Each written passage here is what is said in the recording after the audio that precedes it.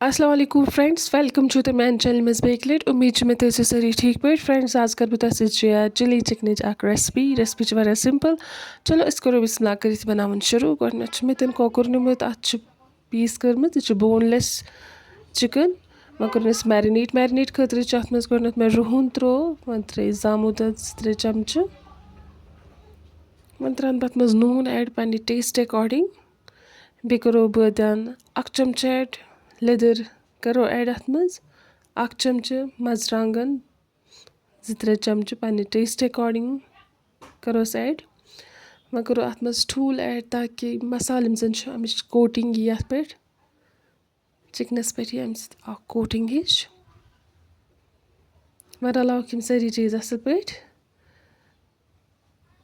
one करो अत मज मर्च पाउडर ऐड बे कर मे अत मज मैदा ऐड 1 चमच लगभग 1.5 चमच तो बे त्रा अत मज ल्योम चीरित करो बे यम सारी चीज मिक्स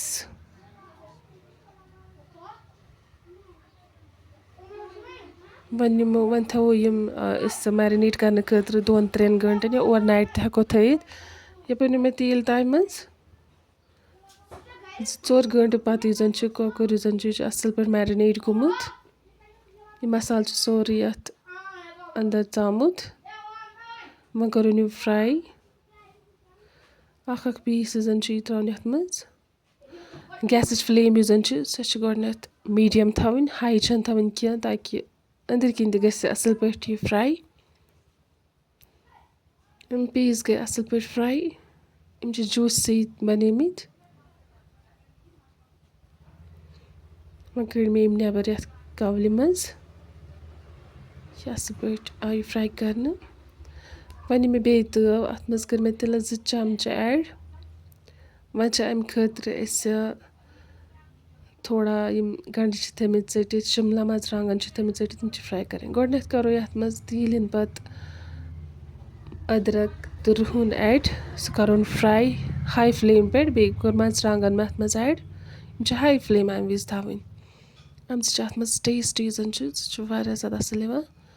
गंड जन ये आय षटन चुकूंजल शेप दिन बे शिमला मरचांगन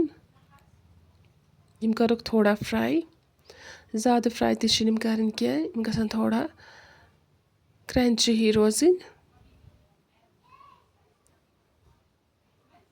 लगभग करो ये 2-3 मिनटन करो यम फ्राई हल्का सा फ्राई वन त्रो मसाल मरचांगन चमच त्रो मे अत मज 2 लकट बे कॉर्न फ्लावर त्रो मे अत मज आबस मज रलायित अम सह थोड़ा अमिच ग्रेवी जन यह थोड़ा मोट पहमत तवे त्रो अत मज यह हेकु तुम स्किप कर बे त्रो मे अत मज नून 1 चमच ऐड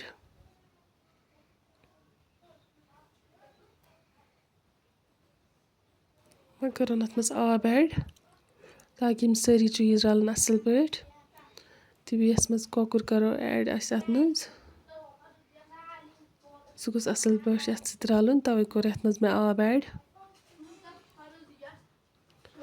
वन कर यम कोकर पीस फ्राई करे तम करो अत मज ऐड